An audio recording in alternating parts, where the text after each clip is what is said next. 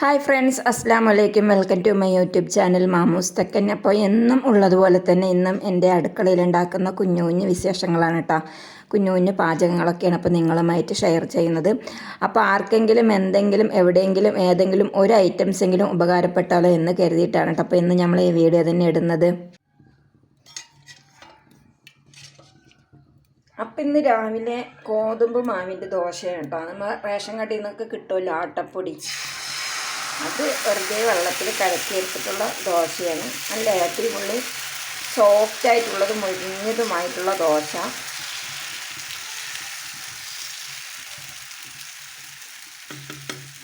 Video എടുക്കുന്നത് വരെ നല്ല രീതിക്കൊക്കെ ദോശ ചുട്ടപ്പോൾ കിട്ടിയിട്ടാണ്. വീഡിയോ എടുക്കാൻ തുടങ്ങിയപ്പോൾ ഇങ്ങനെയൊക്കെ ആയി വന്നു. അത് ഞാൻ മൊബൈലിൽ ശ്രദ്ധിച്ചിട്ട് ദോശ പരത്തിയത് കൊണ്ടായിരിക്കും തോന്നുന്നു. അത് കണ്ടില്ലേ, ഞാൻ ആദ്യം തന്നെയൊക്കെ ദോശയൊക്കെ ചുട്ടിരുന്നു. കാണിച്ചു തരാം, കണ്ട. വീഡിയോ എടുക്കാൻ തുടങ്ങിയപ്പോഴൊക്കെ ഇങ്ങനെ ആയിട്ടാ. അതുവരെയൊക്കെ നല്ല അടിപൊളിയായിട്ട് കിട്ടി. അപ്പോൾ ദോശയ്ക്ക് നല്ലൊരു തക്കാളി ചമ്മന്തിയാണ് കേട്ടോ. ഉള്ളിയും തക്കാളിയൊക്കെ വഴറ്റിയിട്ട് അരയ്ക്കാൻ വേണ്ടിയിട്ടാണ്. അപ്പോൾ ദോശപ്പണി അവിടെ നടക്കണമുണ്ട്. ഇതൊക്കെ ഒന്ന് മുറിച്ചെടുക്കണം, എന്നിട്ട് വേഗം വഴറ്റി ഒരു ചമ്മന്തി ഉണ്ടാക്കണം. ഒരു കുറച്ച് ഓയിൽ ഇങ്ങനെ മീതെ ലേശമൊന്ന് ഞാൻ ഒഴിച്ചു കൊടുക്കണം കേട്ടോ. പേരച്ചൂട്ടിൻ്റെ കുപ്പിയാണ്. ഞാനിതിൽ സൺഫ്ലവറിൻ്റെ ഓയിൽ കുറച്ച് ഒഴിച്ച് വെച്ചതാണ് കേട്ടോ. വെളിച്ചെണ്ണയൊന്നുമില്ല, ഓയിൽ അതിൽ കുറച്ച് ഒഴിച്ച് വെച്ചതാണ്. അപ്പോൾ വീഡിയോ കണ്ട് ഇഷ്ടപ്പെട്ടാൽ എല്ലാവരും ലൈക്ക് ചെയ്യുക, കമൻറ്റ് ചെയ്യുക, ഷെയർ ചെയ്യുക. അതേപോലെ തന്നെ കഴിഞ്ഞ വീഡിയോയ്ക്ക് നിങ്ങൾ തന്ന സപ്പോർട്ടിനൊക്കെ ഒരുപാട് നന്ദിയുണ്ട് കേട്ടോ. അതേപോലെ തന്നെ ഇന്നത്തെ വീഡിയോയ്ക്കും നിങ്ങളുടെ സഹകരണവും സപ്പോർട്ടും ഒക്കെ ഞാൻ പ്രതീക്ഷിക്കുന്നു. ചപ്പാത്തി പണിനേക്കാളും കുറച്ച് ഈസിയാണല്ലേ ഗോതമ്പിൻ്റെ ദോശ, ഗോതമ്പ് പുട്ട് എന്നൊക്കെ പറയുന്നത്. എനിക്ക് അങ്ങനെയാണ് കേട്ടോ. ചപ്പാത്തി ആകുമ്പോൾ കുഴച്ച് പരത്തി, ഇപ്പോൾ ഇത് അങ്ങനെയൊന്നുമില്ല. കുറച്ച് വെള്ളം അങ്ങോട്ട് എടുത്ത് ലൂസായിട്ട് അങ്ങോട്ട് കലക്കുക പൊടിയിൽ, എന്നിട്ട് ചുട്ടെടുക്കുക. വെറുതെ തിന്നണ നല്ല ടേസ്റ്റാണ് കേട്ടോ. നമ്മൾ പൊടിച്ച പൊടിയിലാകുമ്പോൾ അത്ര സോഫ്റ്റായിട്ട് കിട്ടില്ല. അത് പാക്കറ്റ് പൊടിയിലാകുമ്പോഴാണ് നല്ല സോഫ്റ്റായിട്ട് കിട്ടുക. ഞാനപ്പോൾ ഇത് രണ്ടും കൂടി കലർത്തിയിട്ടാണ് കേട്ടോ ഞാനിവിടെ മാവൊക്കെ കലക്കി വെച്ചിട്ടുള്ളത്. കുറച്ച് പാക്കറ്റ് പൊടിയും പിന്നെ ഇവിടെ ഞാൻ പൊടിച്ച ഗോതമ്പ് പൊടി ഉണ്ടായിരുന്നു. അപ്പോൾ രണ്ടും കൂടി മിക്സ് ചെയ്തിട്ടാണ് കേട്ടോ ഞാൻ റെഡിയാക്കിയിരിക്കുന്നത്. ഒരാളിവിടെ കൊച്ചി ടി വിയും കണ്ടുകൊണ്ടിരിക്കുകയാണ് കേട്ടോ. ഒരു ഗ്ലാസ് പാലൊക്കെ കാച്ചിയത് കൊടുത്തിട്ടൊക്കെ ഉണ്ട്. ആദ്യത്തെ ട്രിപ്പ് ഈ ടേബിളിൽ മുഴുവൻ അങ്ങോട്ട് ഒഴിച്ചു വിട്ടോ. പിന്നെ അതൊക്കെ ഞാൻ തുടച്ച് വൃത്തിയാക്കിയതാണ്. രണ്ടാം മറി ഞാൻ ചെറുതായിട്ടൊന്ന് വഴക്ക് പറഞ്ഞിട്ട് ഇരുത്തിയിരിക്കുകയാണ്. അവിടെയും പോകാൻ പാടില്ല എന്നൊക്കെ പറഞ്ഞിട്ട്. അപ്പോൾ ആളങ്ങനെ അതും കുടിച്ചിട്ട് ഇങ്ങനെ കൊച്ചി ടി വി നോക്കിയിരിക്കുകയാണ്. ദോശ ഉണ്ടാക്കലൊക്കെ കഴിഞ്ഞു കേട്ടോ. ലാസ്റ്റിലൊരു കുഞ്ഞ് ദോശ ആയി. അപ്പം അതേപോലെ തക്കാളി ചമ്മന്തി അരച്ചിട്ടുണ്ട്. ഇത് തേങ്ങയൊന്നും ചേർക്കാതെ സബോള, തക്കാളി, പച്ചമുളക്, മല്ലിയില, കറിവേപ്പില കേട്ടോ, അതെല്ലാം കൂടി ഒന്ന് എണ്ണയിൽ വഴറ്റിയിട്ട് അരച്ചെടുത്തതാണ്.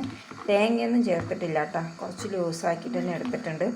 പിന്നെ കുട്ടികൾ വന്നാൽ അവർക്ക് കഴിക്കാനായി. ഇനി അവർക്കുള്ള പ്ലേറ്റും വെള്ളമാക്കലും അതൊക്കെ ചെയ്യണം. എത്തിയോ ആദിലോ? എങ്ങനെയുണ്ട് പരീക്ഷ?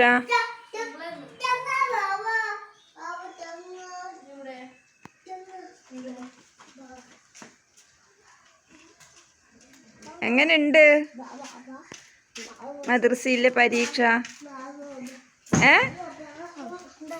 നന്നായിട്ടില്ലേ? സിമ്പിളാ? അങ്ങനെ വീട്ടിലെ പണികളെല്ലാം കഴിഞ്ഞ് ഞാനും അയാൻകുട്ടിയും കൂടി തോട്ടത്തിൽ പാലെടുക്കാനൊക്കെ പോയിരുന്നു കേട്ടോ.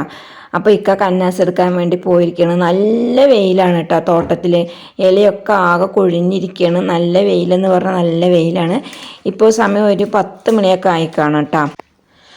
അതുമാത്രമല്ല, നമുക്ക് ഈ ഇലയിലൂടെ നടക്കുമ്പോൾ ഷൂ ഒക്കെ ഇട്ട് നടക്കുമ്പോൾ നല്ലപോലെ വഴുക്കലൊക്കെ ഉണ്ടാവും കേട്ടോ. കാലിങ്ങനെ സ്ലിപ്പായിക്കൊണ്ടേയിരിക്കും.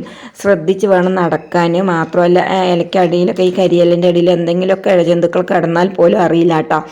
ഒക്കെ റബ്ബിൻ്റെ കാവലെന്ന് കരുതി ബിസ്മിന്നൊക്കെ ചൊല്ലിയിട്ടൊക്കെ അങ്ങനെ പണികളൊക്കെ ചെയ്യാൻ തുടങ്ങിയതന്നെ.